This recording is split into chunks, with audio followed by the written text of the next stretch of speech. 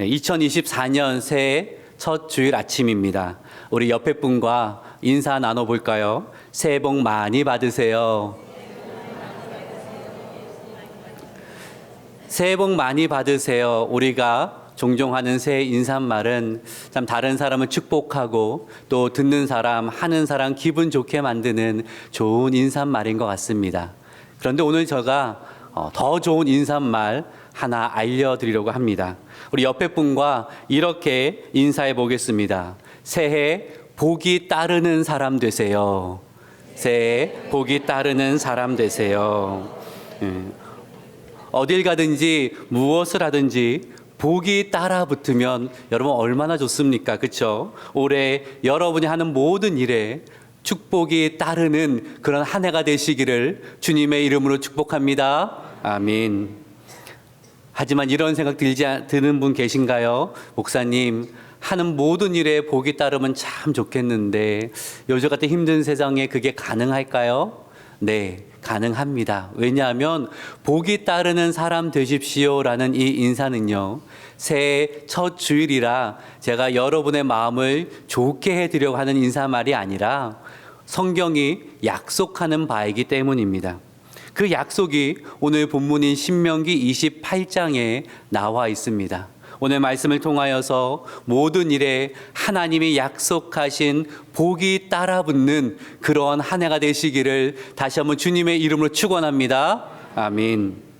자, 신명기 28장이 소개하는 복은요, 흔히 세상이 말하는 내가 쫓아가서 붙드는 복이 아니라 나를 따라오는 복이라는 것입니다. 우리 2절의 말씀을 같이 한번 읽어볼까요? 시작. 내가 내 하나님 여호와의 말씀을 청종하면 이 모든 복이 내게 임하며 내게 이르리니. 여기서 이르리니라는 하는 말이요, 히브리어 그 원어를 살펴보면 따라잡다, 따라붙다라는 뜻이 아주 우선적으로 나와 있습니다. 그래서 다른 성경 본문에서 이 단어는요, 누군가를 쫓아가서 잡다, 이러한 의미로 많이 쓰이고 있습니다. 무슨 이야기예요? 복을 따라가는 것이 아니라 복이 나를 따라온다라는 거예요. 내가 어디로 가든지 복이 나를 따라잡는, 따라붙는 그러한 사람이 된다라는 것입니다. 그렇죠? 세상이 말하는 복은 내가 따라가고 붙들어야 됩니다. 그런 마음들이 많이 있잖아요. 새해를 맞이하면서 올해는 꼭 복을 많이 받았으면 좋겠다, 내가 가서 복을 붙들었으면 좋겠다, 그런 마음으로 하는 일 중에 하나가 새해 첫날 첫 해돋이를 보러 바다로 산으로 가는 사람들이 많이 있습니다. 물론 그런 마음이 아니라 특별한 의미를 둔 것이 아니고 그냥 예쁜 사진 찍으러 가는 사람도 있고요. 그리고 그냥 새 마음을 좀 다지려는 사람도 있지만 많은 사람들이 새해 첫 해돋이를 보며 복을 빌면 그 한 해가 복이 될 수 있다라는 그러한 그 분위기를 따라서 복을 따라잡고 싶은 마음에 그런 일들을 하는 것을 우리는 보게 됩니다. 그런데 우리는 복을 받기 위해 어디로 갈 필요가 없다라는 것. 왜냐하면 복이 나를 따라오기 때문이라는 거죠. 보세요. 3절의 말씀 같이 한번 읽어볼까요? 시작. 성읍에서도 복을 받고 들에서도 복을 받을 것이며. 성읍과 들판을 함께 언급하는 것은 제유법이라고 부르는 기법인데 전체의 일부가 되는 두 가지를 언급함으로써 전체를 표현하는 방식입니다. 즉 무슨 얘기냐면 성읍에 가도 복을 받고 들에 가도 복을 받는다는 것은 성으로 가야 되고 들에 가야 된다는 말씀이 아니라 어디를 가든지 복을 받는다라는 의미예요. 즉 복의 공간적인 측면을 의미합니다. 내가 어느 공간에 있든지 복이 나를 따라 붙는다라는 거예요. 또 4절의 말씀을 같이 한번 읽어볼까요? 시작. 내 토지의 소산과 내 짐승의 새끼와 소와 양의 새끼가 복을 받을 것이며. 자, 이번에는 몸의 자녀와 토지의 소산과 짐승의 새끼가 복을 받을 것이라 말씀하고 있습니다. 즉 복의 시간적인 측면입니다. 시간이 흘러도 복이 임한다라는 거예요. 시간이 지나가도 나뿐만 아니라 내 다음 세대의 시간이 흘러도 복은 나를 놓치지 않고 나를 따라 붙는다라는 거예요. 또 5절은 복의 풍성함을 말씀하는데 같이 한번 읽어봅시다. 시작. 내 강주리와 떡 반죽 그릇이 복을 받을 것이며, 강주리와 떡 반죽 그릇이 복을 받는다. 광주리는 음식을 담는 그 기구고요. 떡 반죽 그릇은 음식을 만드는 기구잖아요. 즉 모든 필요한 양식이 풍성히 채워지는 복이 있을 것이다. 양식뿐만 아니라 모든 우리의 삶의 영역에서 필요한 모든 것들이 풍성하게 채워지는 풍성한 복을 경험하게 될 것이다 라고 말씀하고 있는 거예요. 또 6절은 3에서 5절의 그 말씀을 다시 한번 요약해서 말하고 있는데 우리 같이 한번 읽어봅시다. 시작. 내가 들어와도 복을 받고 나가도 복을 받을 것이니라. 우리 앞에서 어디를 가든지 시간이 흘러도 나의 삶의 모든 영역에서 복이 나를 따를 것이다 라고 말씀했어요. 그것이 뭐예요? 들어와도 복을 받고 나가도 복을 받게 된다라는 거예요. 이런 놀라운 축복이 새해 여러분에게 임하기를 주님의 이름으로 축원합니다. 아멘. 자, 그리고 7절에 13절은요, 들어와도 복을 받고 나가도 복을 받는 것이 어떤 것인가 좀 보다 구체적으로 설명하기 위하여서 6가지의 복을 나열하고 있습니다. 자세히 다 읽고 할 시간이 없기 때문에 하나씩 말씀을 드리면, 첫 번째는 1번 뭐죠? 읽어봅시다. 시작. 승리의 복입니다. 대적의 공격에 완전한 승리를 거둘 거라는 겁니다. 어떤 어려움이 있다 할지라도 승리하게 되는 복이다라고 말씀하는 거예요. 2번 같이 읽어봅시다. 시작. 산업의 복입니다. 내 손이 닿는 미치는 곳마다 하나님의 복이 임하고 내가 밟는 그곳에 하나님의 복이 임한다라는 거예요. 3번 읽습니다. 시작. 하나님의 성민이 되는 복, 하나님의 거룩한 백성으로 하나님이 계획하신 특별한 삶을 살게 된다라는 것입니다. 4번 읽습니다. 시작. 존귀함의 복, 하나님이 나와 함께 하심을 사람들이 알게 되면서 사람은 나를 높여줄 거다라는 그러한 복입니다. 5번 읽습니다. 시작. 풍성함의 복, 하나님께서 나의 모든 필요를 풍성하게 채워주셔서 남아서 넘치고 베푸는 자가 될 거라는 겁니다. 6번 읽습니다. 시작. 지도력의 복, 꼬리가 되지 않고 머리가 되는 하나님의 복이 임하면 세상에 선한 영향력을 미치는 머리와 같은 자가 된다라고 오늘 본문은 이야기하고 있습니다. 이런 놀라운 축복이 여러분과 여러분을 따르는 그런 은혜가 넘치기를 주님의 이름으로 축원합니다. 아멘. 자, 그러면 오늘 본문, 이 복이 따르는 사람이 되려면 오늘 본문은 조건을 이야기하고 있는데 우리 1절의 말씀을 같이 한번 읽어봅시다. 시작. 내가 내 하나님 여호와의 말씀을 삼가 듣고 내가 오늘 내게 명령하는 그의 모든 명령을 지켜 행하면 내 하나님 여호와께서 너를 세계 모든 민족 위에 뛰어나게 하실 것이라. 아멘. 신명기 28장이 약속하는 복이 따르는 그러한 인생이 되려면 조건이 붙는데 하나님 말씀에 순종하는 것이 조건이라는 것입니다. 지금 모세가 무엇을 강조하냐면 가나안 땅이 목적이 되어서는 안 된다라는 것입니다. 출애굽 1세대가 실패한 요인이요, 가나안 땅이 목적되었습니다. 그 땅에 들어가기만 하면, 그 땅을 차지하기만 하면 내가 복될 것이라고 얘가 생각해서 가나안 땅만 바라봤다라는 거예요. 그러다가 어떤 행동을 했습니까?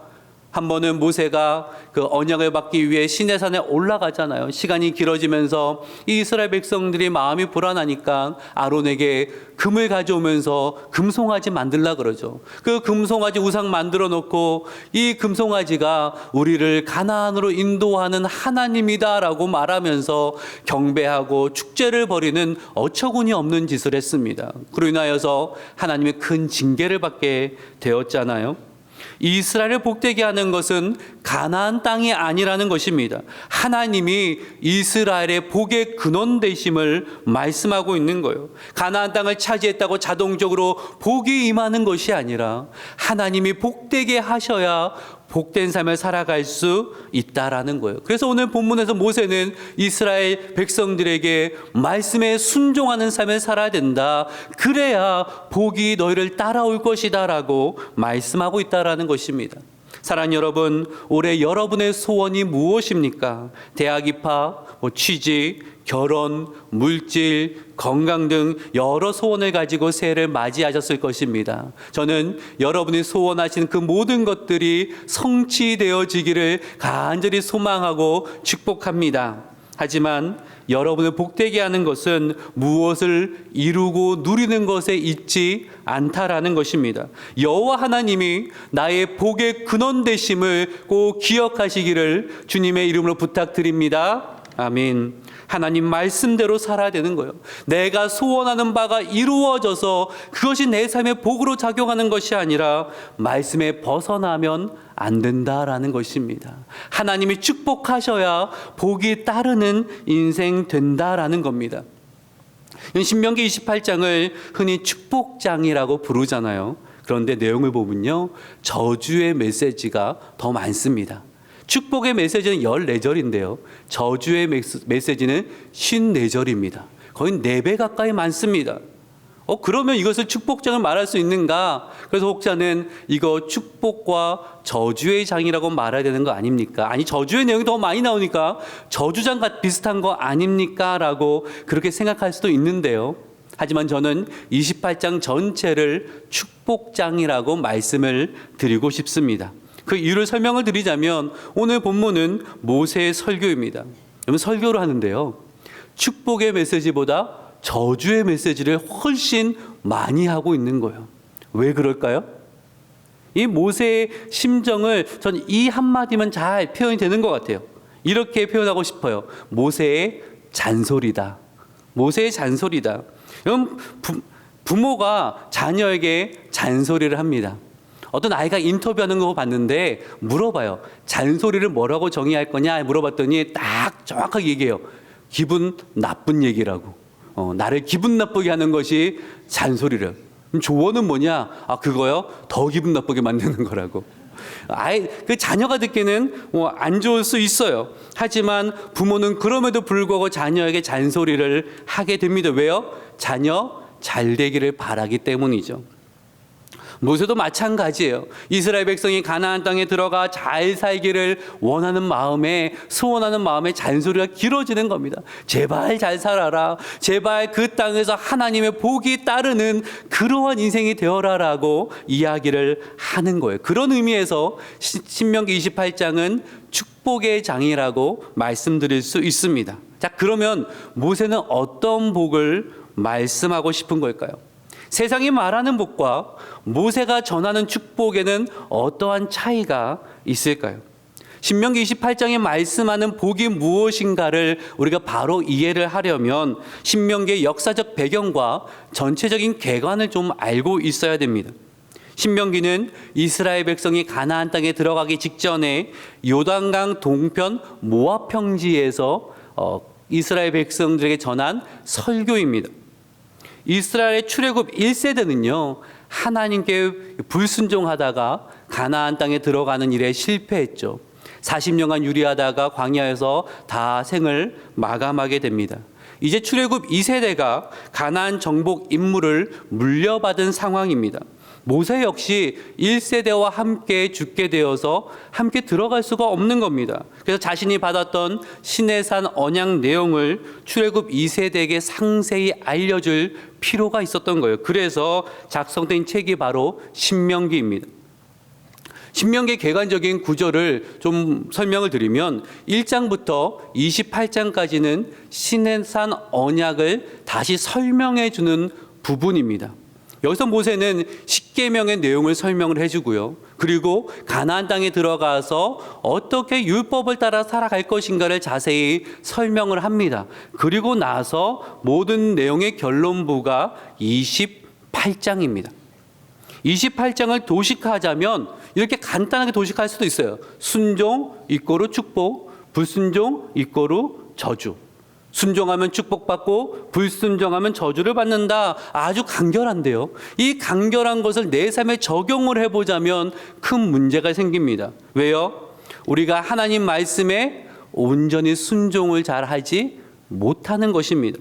바울이 로마서 7장 19절에서 내가 원하는 바 선은 행하지 아니하고 도리어 원하지 아니하는 바 악을 행한다라고 탄식한 것처럼 그 탄식이 우리에게 있죠.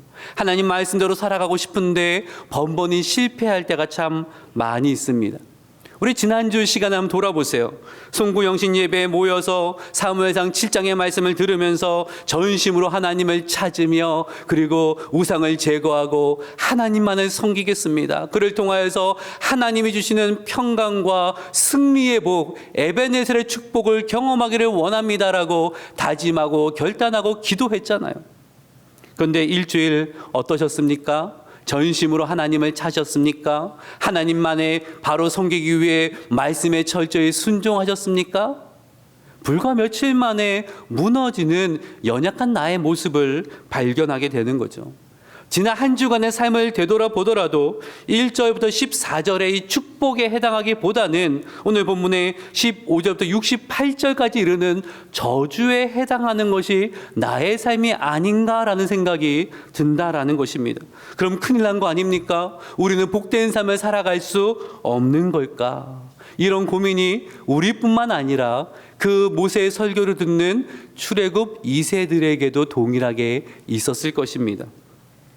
그런데 신명기는요, 순종 이꼬르 축복, 불순종 이꼬르 저주라는 이 단순 공식을 넘어서는 깊은 이야기를 하기 시작합니다. 그것이 바로 29장부터 이어지는 모압 언약입니다. 모압 언약. 이 모압 언약의 신학적 특성은 30장과 32장에 선명하게 나타나는데요.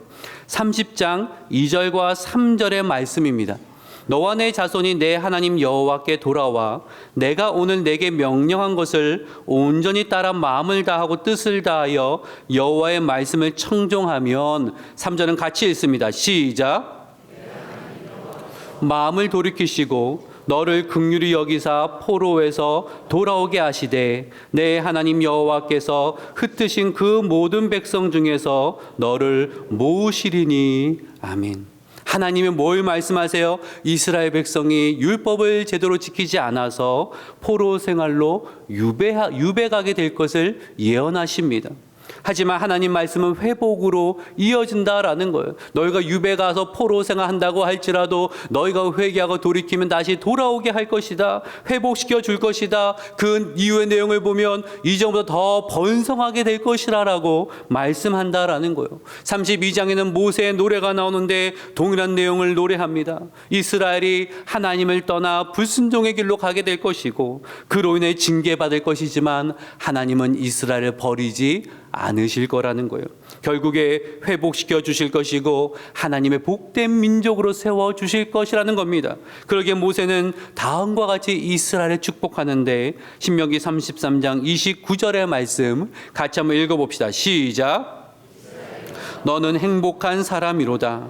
여호와의 구원을 너같이 얻은 백성이 누구냐? 그는 너를 돕는 방패시요 내 영광의 칼이시로다. 내 대적이 내게 복종하리니 내가 그들의 높은 곳을 밟으리로다. 아멘. 모세는 이스라엘 향하여서 너는 행복한 사람이로다 라고 말씀합니다. 이 말은요, 너는 복된 사람이로다 라는 그러한 의미입니다. 왜 이스라엘이 복이 됩니까? 그들의 실력이 뛰어나기 때문이 아니라는 거예요. 그들이 복을 받을 자격을 상실합니다. 하나님 말씀에도 불구하고 불순종의 길을 걸어가죠. 복을 누릴 실력도 자격도 다 상실합니다. 그런데 하나님이 이스라엘을 포기하지 않으시겠다라는 겁니다. 죄로 인해 징계는 하시지만 완전히 버리지는 않으실 거라는 겁니다. 다시 회복시켜 주실 것이라는 겁니다. 일으키실 것입니다. 번성하게 하실 것입니다. 하나님의 복된 백성으로 세워 주실 것입니다. 그러게 이스라엘은 행복한 사람이요 복된 사람이다라고 모세는 노래하고 있다라는 거죠.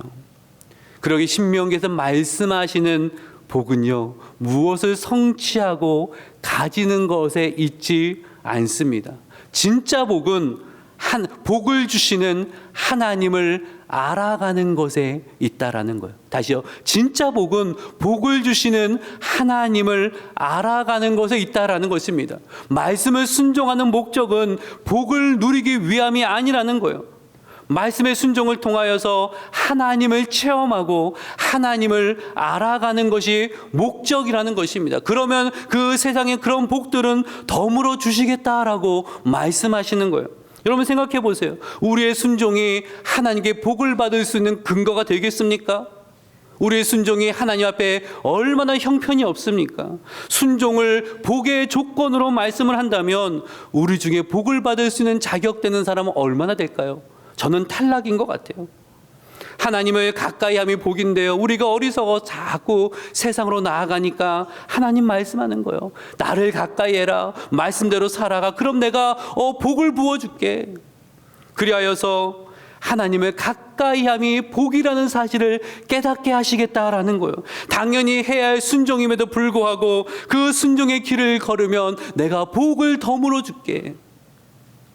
하나님을 가까이 함이 나에게 복이로다라는 이 고백을 하게 만든다라는 것입니다. 토마스 왁스는 이런 말을 했습니다. 하나님께 순종하는 것은 우리의 의무라기보다는 우리의 특권이다. 하나님께 순종하는 거 너무 하라는 것도 하지 말라는 것도 많은 것 같아요. 우리에게 무거운 짐이요 의무처럼 보이지만 사실은 우리의 특권이라는 겁니다.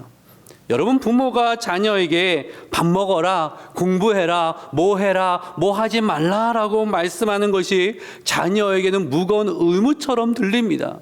어릴 때는 그래요. 그 나이가 들어가고 부모의 빈자리가 생기게 되면 밥 먹어라, 공부해라, 이거 해라, 이거 하지 말라라는 그 말씀하셔 때로는 혼내셨던 부모님이 그리워지지 않습니까? 그게 부모님의 사랑이었고 나의 특권이었음을 우리가 깨닫게 되는 거죠. 그러기 신명기 28장은 우리에게 축복의 메시지입니다. 나를 복으로 부르셨기에 순종을 통해 복을 누리는 자로 만들어 가실 하나님을 알려드리고 있는 것입니다. 때로 하나님이 징계도 하실 수 있습니다. 하지만 저주가 아니라는 거예요. 부모가 자식을 사랑함으로 훈계하듯이 하나님은 때로 나를 훈계하십니다. 그런데요, 반드시 이를 통하여서 복된 자로 살아가게 하시겠다는 거예요. 우리의 삶을 복된 삶으로 만들어 가시겠다라는 것이 신명기 28장의 말씀입니다. 이제 말씀을 정리하도록 하죠. 오늘은 복이 따르는 사람이라는 제목으로 말씀을 전했습니다. 왜 우리의 삶에 복이 따릅니까? 우리가 무엇을 잘해서가 아니라 우리의 복의 근원 되시는 하나님이 나와 함께 하시기 때문이라는 거예요. 우리는 세상의 복 자체를 따라가는 사람이 아니라 하나님을 가까이 하는 사람입니다. 하나님을 가까이 하는 거, 그것이 말씀이잖아요. 그래서 우리는 말씀을 기쁨으로 순종합니다. 말씀에 순종할 수 있는 것이 나에게 특권인 것을 알기 때문에 말씀에 순종함으로 하나님을 가까이 하고 그를 통하여서 나의 삶을 복되게 하시는 하나님을 깊이 알아가기를 소망하는 것입니다. 사랑하는 여러분, 복을 줬다가 하나님과 멀어지는 어리석음을 범하지 마시기를 바랍니다. 우리의 복의 근원 되시는 하나님을 더욱 가까이 하시고 그분의 말씀에 순종함으로 우리의 삶 자체를 복되게 하시는 하나님을 깊이 경험하고 알아가는 올 한 해가 되시기를 주님의 이름으로 축복합니다. 아멘. 기도합니다.